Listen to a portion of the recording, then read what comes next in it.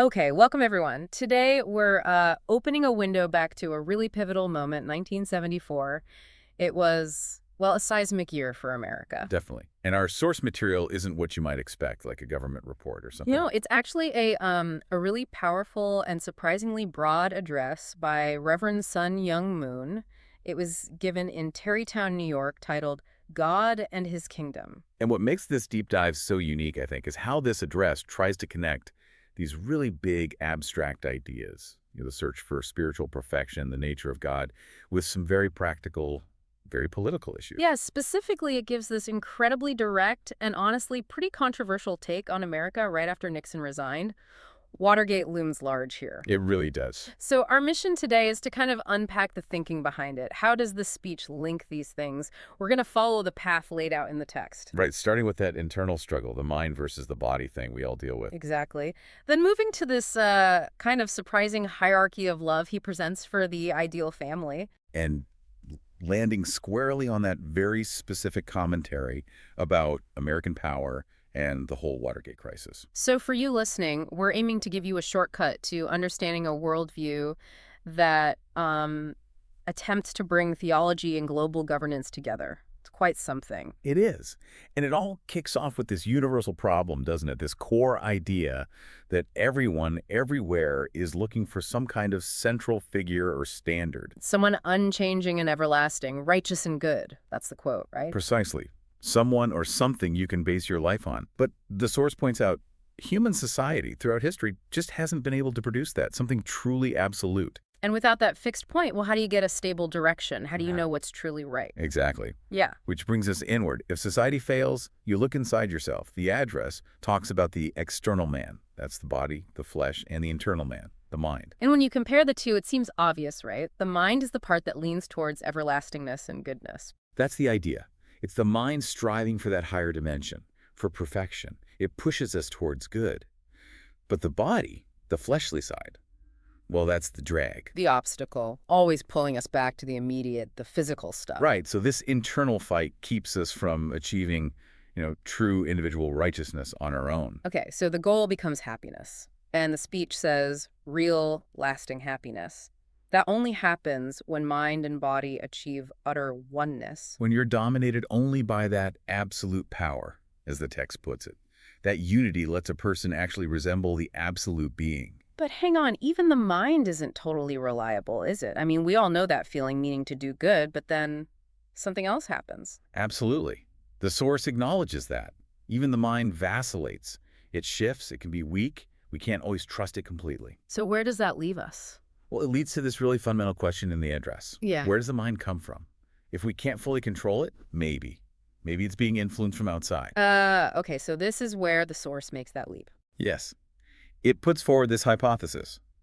Since our own efforts often fail to make our mind perfectly good, maybe the mind actually originates far above the human level. Meaning it's being guided or manipulated, as the text says, by something higher, an entity of a higher dimension. That's the core insight. It suggests that goal, that drive towards perfection. We feel it's not just us. It's made visible. The direction becomes clear because our mind is somehow connected to or receiving input from an ultimate absolute source. Okay, so that's how you establish that unchanging center we started with. It's not human-made, it's divinely connected. Exactly. It's the only way, according to this view. So achieve that inner unity, mind and body aligned with the absolute, and then you have the foundation, the blueprint for building the kingdom. Precisely. The kingdom of God doesn't just appear.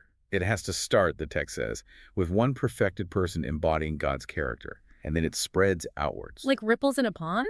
Sort of. From the individual to the family, then the clan, the tribe, the nation, and eventually the whole world.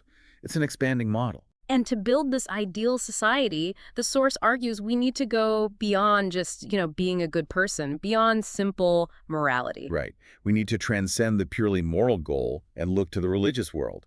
But, crucially, not just any religion. What kind, then? The ideal religion, it argues, must focus on sacrificing for others' happiness, not just your own salvation or peace of mind.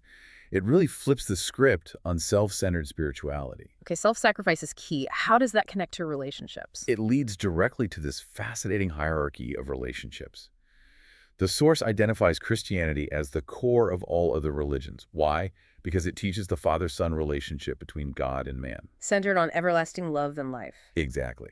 And this is where the specific terminology gets really important. The absolute emphasis is on the vertical tie. A vertical tie. Yes, the parent-child bond. That's seen as the fundamental vertical connection. The source calls it inseparable because life itself flows down through it. A parent's love, it claims, is unconditional, even if the child goes astray. Okay. So what's the contrast?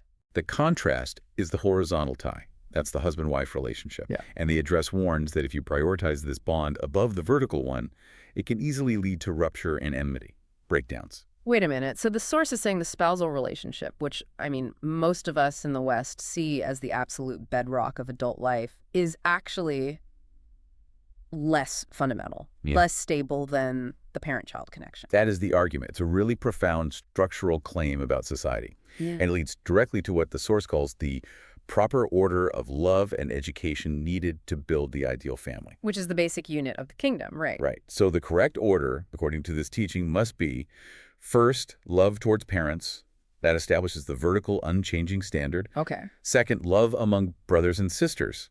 That's where you learn equality and a kind of horizontal, sacrificial love within the family structure. Right. Makes sense. And only then, third, comes the love between husband and wife, the spousal love. So you can't just jump into marriage based on romance alone. It has to be grounded in that inherited structure, parental love first, sibling love second, and then you integrate the spousal bond. That's the idea.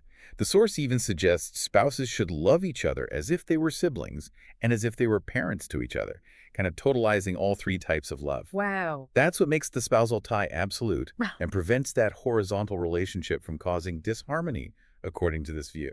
And this ties into a cultural comparison the source makes. It does. It notes that Oriental philosophy often emphasizes the vertical, the parental relationship more, maybe explaining why some traditional structures seem more enduring. Whereas the West. The Western world, especially, modern Western society, tends to value the horizontal, the spousal relationship much more highly. And the source directly links this prioritization to the disunity and rupture and disharmony it saw as prevalent in the West, even back in '74. Because the whole social order is built on a relationship type viewed as inherently more fragile. That's the implication. It's a pretty stark critique. Okay, that gives us a really solid theological and social framework. But now we have to make that pivot. Because this whole argument in 1974 took this incredibly sharp turn right into American politics. Yeah, it's quite abrupt. The address sees America as uniquely positioned, almost like prepared soil for God's ideal. Why America specifically? Because it was founded by people from everywhere, right? Uh-huh. It had this unique potential, this possibility of blending all nationalities and colors into one, originally based on Christian principles. Yeah. It had the foundation potentially to build a kingdom at a national level. The prepared soil. But there's a warning, too. Oh yeah, a big one. Mm. The source warns that the corruption becoming visible in American Christianity at the time signifies a kind of second doom or peril for the nation. And this spiritual decline leads to sadness among faithful young people, while others mistakenly feel liberated by leaving the church. Exactly. This spiritual weakening is presented as a major danger sign for the U.S. Which brings us smack into Watergate.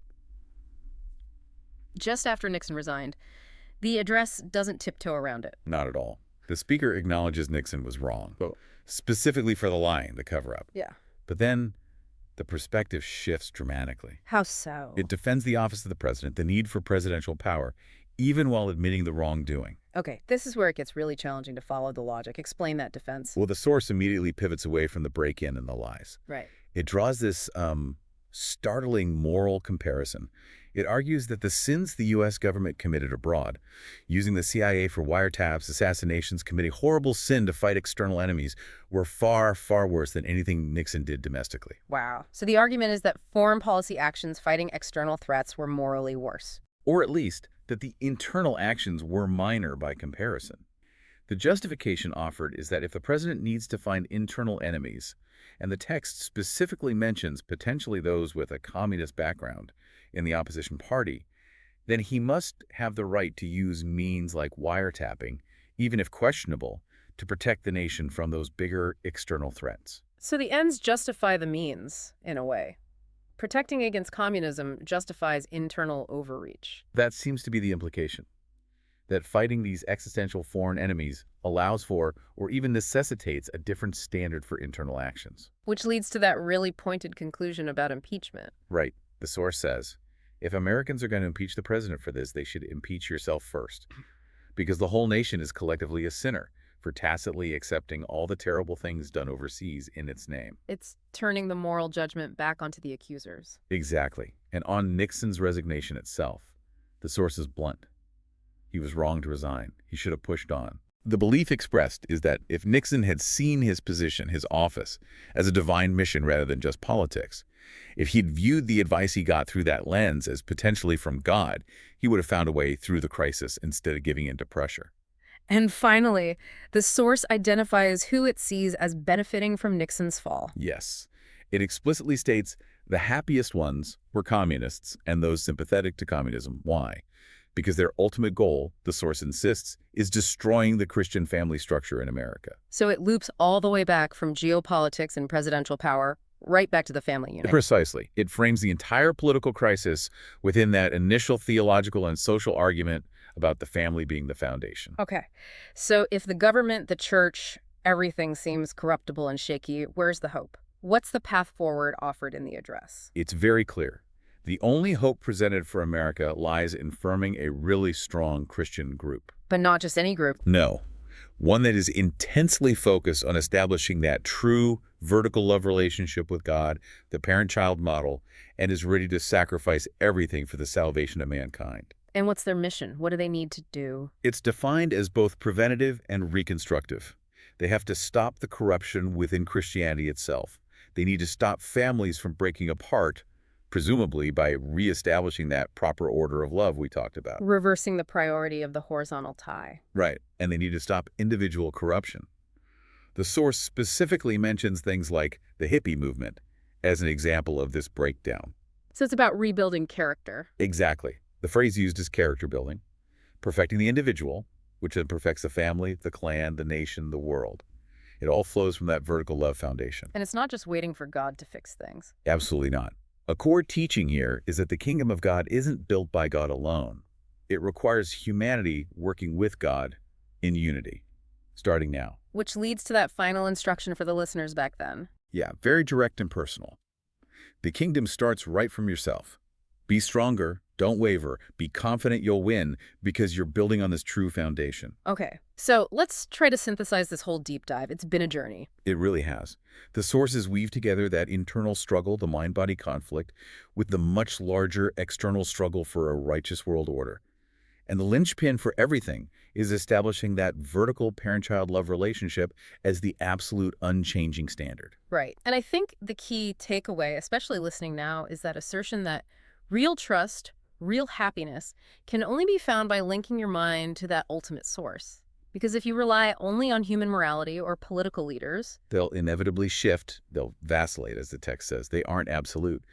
That's why that vertical tie, that divine connection, is presented as the only truly unshakable core. Which leaves us with a pretty provocative question for you, the listener, to think about.